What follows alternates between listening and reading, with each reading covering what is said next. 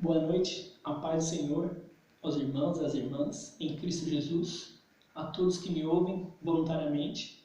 Desde já quero agradecer pela oportunidade de estar falando da palavra do Senhor. Como eu já tinha introduzido um vídeo sobre a introdução do canal, hoje eu quero falar de um assunto importante para a Igreja do Senhor. Quero comentar sobre as doutrinas da graça e quero começar com um assunto sobre o novo nascimento, que é um dos assuntos mais importantes para nós que somos salvos em Cristo Jesus. E com base de um texto muito conhecido da igreja, João capítulo 3. Estou usando uma Bíblia, a Bíblia King James, que é uma versão atualizada aos irmãos. Livro de João, capítulo 3. Havia entre os fariseus um homem chamado Nicodemos, membro do Supremo Tribunal dos Judeus. Ele de noite procurou a Jesus e lhe disse: Rabi, sabemos que é mestre vindo da parte de Deus, porque ninguém pode fazer esses sinais que estás realizando, se Deus não estiver com ele. Jesus respondeu-lhe declarando: em verdade, te asseguro, que se alguém não nascer de novo, não pode ver o reino de Deus. Nicodemos questionou: como pode um homem nascer sendo velho? Pode todavia entrar pela segunda vez no ventre de sua mãe e nascer novamente? Arrazoou Jesus: em verdade te asseguro, quem não nascer da água e do Espírito não pode entrar no reino de Deus. O que é nascido da carne é carne, mas o que é nascido do Espírito é Espírito. Amém, irmãos? O novo nascimento é um assunto de extrema valia para a igreja nos dias de hoje.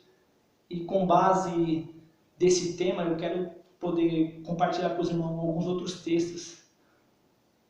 O segundo texto que eu quero embasar é 2 Coríntios, capítulo 5, versículo 17, que nos diz assim: eis que tudo se fez novo, nova criatura somos. Basicamente, o novo nascimento consiste nisso, ser uma nova criatura. O que é ser uma nova criatura? Outro texto que pode nos ajudar a remeter essa ideia é o texto da Epístola de Efésios, capítulo 4, versículo 22 ao 24, que lá o apóstolo ele vai dizer: despojai-vos do velho homem que se corrompe para o pecado, revesti-vos do novo homem, que é criado segundo a perfeita justiça e santidade de Deus. Ou seja, o novo nascimento consiste em ser uma nova criatura, é se despojar, é se desfazer desse corpo, desse homem carnal, desse homem terrestre, e se revestir, de fato, no novo homem, que é criado segundo a perfeita justiça e santidade, ou seja, uma nova criatura. E para isso, nós devemos entender que a nova criatura ela consiste em uma mudança total de uma vida mundana, a qual vivíamos, para uma vida santificada, uma vida espiritual. E quando nós vemos essa passagem, nós podemos perceber que Nicodemos ele era uma autoridade dentro do cenário em Israel. Ele era um homem que ele era responsável em transmitir o conhecimento, a sabedoria ao povo, mas ele não conhecia as doutrinas e as verdades espirituais. E um dia, talvez penso eu, fazendo uma comparação, fazendo aqui uma suposição, ele estava com a sua alma angustiada, com seu coração apertado, e ele teve a coragem de ter um encontro com Jesus. E a Bíblia nos diz, no texto que eu li aos irmãos, que ele foi confrontar Jesus e perguntar sobre essas questões. E Cristo lançou essa verdade tão poderosa para ele, que declarando: em verdade te asseguro, que se alguém não nascer de novo, não pode ver o reino de Deus. O que significa isso, irmãos? Quando nós aceitamos a Cristo, nós aceitamos o Evangelho, nós precisamos entender que a nossa vida não pertence a nós, mas que agora nós devemos deixar que Jesus coordene nossa vida.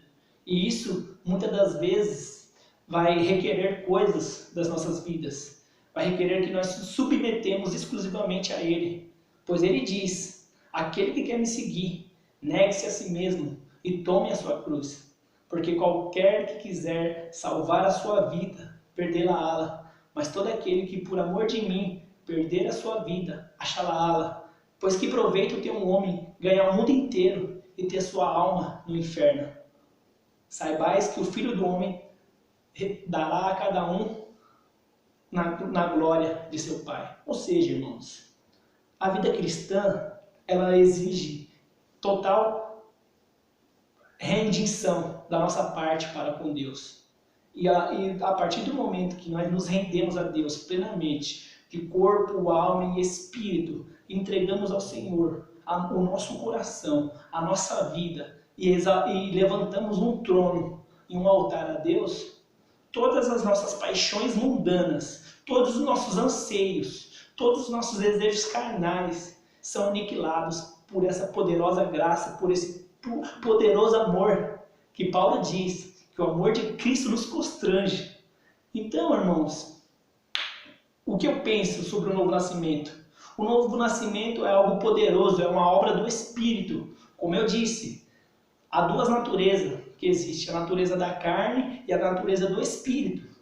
E prova disso é no texto que eu li aos irmãos, capítulo 3, versículo 6. O que é nascido da carne é carne, mas o que é nascido do Espírito é Espírito. Ou seja, existem duas naturezas.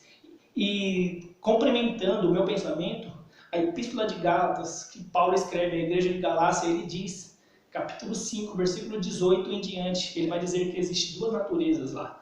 E lá ele nos traz os frutos da carne e os frutos do Espírito. Então, eu só quero que os irmãos compreendam e analisem a vida dos irmãos. O que você entende sobre o novo nascimento? O que ensinaram para você sobre o novo nascimento? Porque, de fato, é um assunto pouco falado nos dias de hoje. Mas eu, pela misericórdia do Senhor, quero compartilhar com os irmãos sobre isso. O novo nascimento consiste nisso.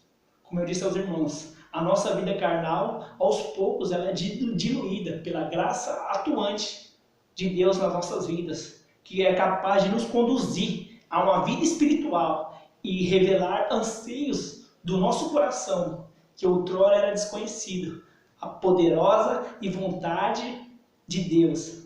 Então, irmãos, pense nisso.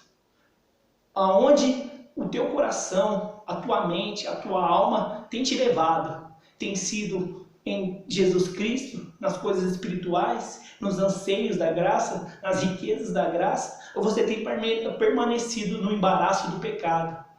Faça uma conscientização de si mesmo. Como está a sua vida hoje? Você tem levantado um altar a Deus? Ou você tem levantado um altar a você mesmo?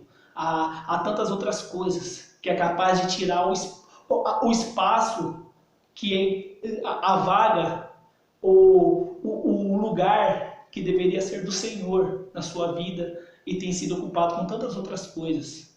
Peço a vocês, se vocês têm vivido uma vida que não tem agradado ao Senhor, faça uma reflexão, se converta dos seus maus caminhos e se volte para o Senhor, porque Ele é galardoador e é perdoador daqueles que o buscam. Tá bom? Eu quero lançar esse desafio a vocês. Busque ao Senhor enquanto se pode achar. Invocai enquanto está perto. Amém? Desde já eu agradeço pela compreensão e atenção. Amém.